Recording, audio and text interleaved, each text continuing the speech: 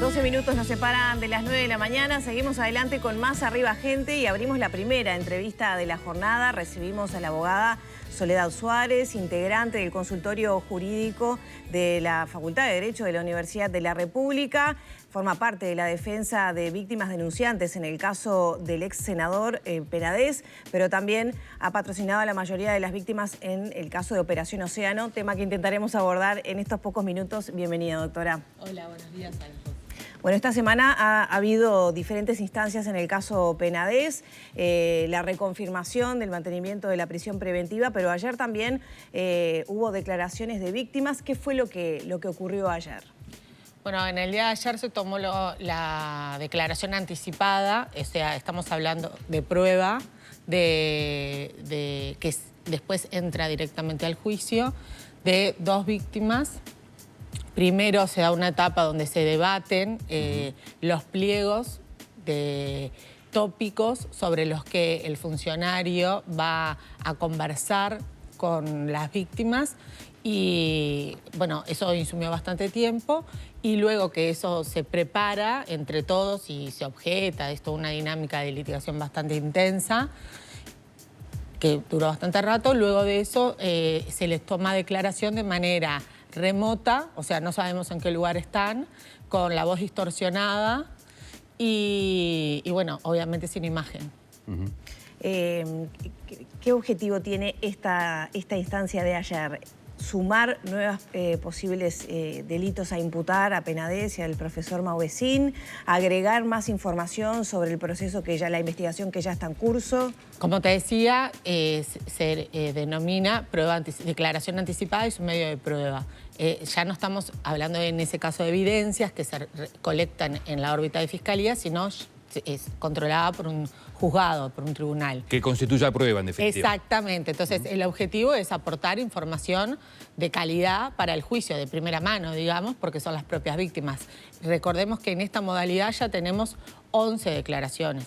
Bien, no todas de víctimas, hay dos que lo hacen en calidad de testigos. No añade esto en concreto tipificaciones de nuevos delitos porque ya fue contemplado. Cuando se solicita la formalización no tiene que ser en base a pruebas, lo que requiere el código es que sea en base a estas evidencias que maneja la Fiscalía, que en el caso algunas ya eran prueba y otras no.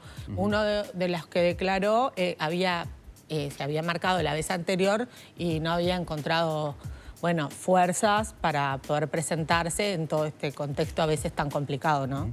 ¿No han aparecido nuevas víctimas? Nosotros, lo que se habló en la audiencia y dejó bien claro la doctora Guione y nosotros coincidimos, es que después de tomar conciencia y empezar a tomar medidas al efecto de ir desarticulando el plan que llevó adelante, estas personas que ya fueron condenadas, que son 6, y a nuestro entender a manos, a pedido de los imputados, en definitiva, habría que volver un poco para atrás en algunos interrogatorios que no habían arrojado resultados, porque, eran posibles víctimas, pero que después descubrimos que habían sido contactadas. Y por otro lado, en definitiva, demostrar también esto a la sociedad de que se toman medidas y que si alguien quiere venir a declarar todavía está a tiempo. O sea, está previsto dar marcha atrás en algunos cuestionarios por pensar que esas personas podrían estar amedrentadas a la hora de declarar. Es algo que se manejó en la audiencia de prórroga el otro día, exactamente. ¿Cómo es el estado de situación de las víctimas? Sobre todo después, además de conocidas las primeras imputaciones y formalizaciones. ¿Qué le han dicho a ustedes? ¿Qué nos han dicho ellos a nosotros? Sí. Bueno, en realidad son víctimas heterogéneas porque nosotros tenemos un grupo que son más chiquitos, algunos adolescentes y otros que recién cumplieron 18 años. Y después tenemos otras de diferentes edades. Entre ellos en general no se conocen, entonces realmente es un grupo muy heterogéneo, pero todos se caracterizan por la vulnerabilidad de haber sido víctima de este delito, la vulnerabilidad previa que esto de seleccionar a quién atacar por un victimario también se toma en cuenta. Entonces, la fragilidad y la afectación posterior al hecho es muy importante y nosotros lo tenemos que tener en cuenta. En manejar con cuidado la información, nosotros siempre somos muy cuidadosos que uno, no hablarle de uno al otro, en fin, mantener esa reserva, porque ellos lo viven obviamente con mucho dolor, todo lo que atravesaron, y bueno, darles la información de cómo va la causa. Últimamente también habíamos hablado por las condenas, estas que te decía, de las 6 condenas, tienen la indemnización prevista en el artículo 80 de la Ley de Género. Bueno, por ahora no cobramos ninguna, tristemente. ¿Por qué?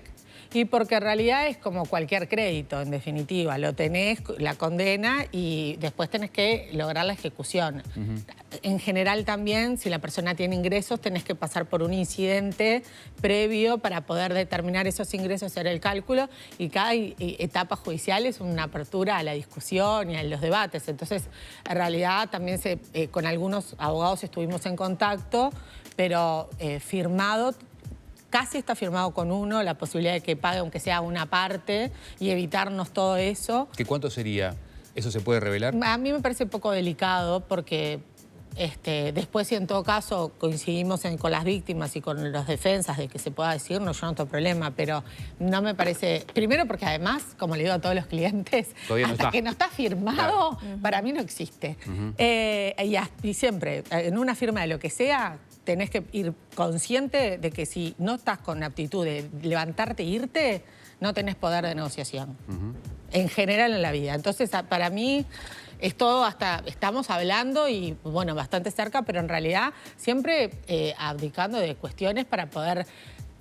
Porque esto de la reparación tiene un sentido, ¿no? Hay un gasto en rehabilitar derechos que supone la restitución a la situación anterior, que supone atravesar todo un tema de terapias, de movidas. Bueno, por ejemplo, ayer que vienen, a pesar de tener todo el apoyo de la unidad de víctimas, bueno, nosotros mismos, entre nuestro equipo, también estar ahí. En definitiva, son todas situaciones que generan erogaciones, que distorsionan las dinámicas familiares, que tenía que ir a trabajar, mi madre no fue, en fin. Entonces, realmente es lo mínimo que corresponde y, sin embargo, todavía no lo hemos logrado. En las 2 personas que declararon ayer, ¿se trata de explotación sexual, o sea, intermediación de retribución o abuso, para más o menos ver por dónde sigue la causa? Como es derecho... Las 2 cosas son abuso, pero... Sí, como es derecho, tal vez pueda haber alguna otra opinión. Para mí, hay de las 2 que planteás. No necesariamente con...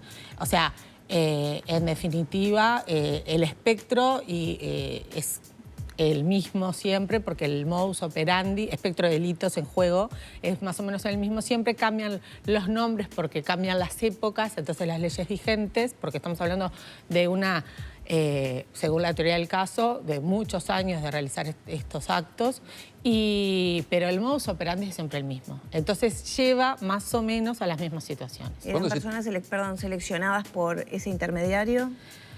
Una sí, la otra no.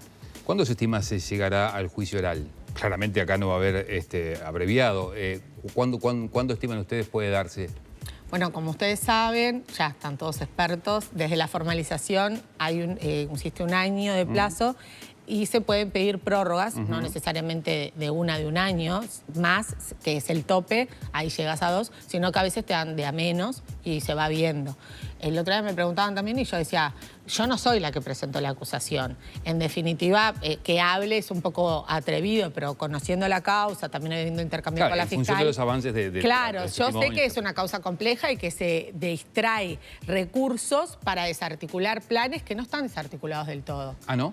Y no, porque en realidad había algo que giraba en torno, llamémosle a Taroco, ¿no? Aunque no era el único protagonista, eran varios.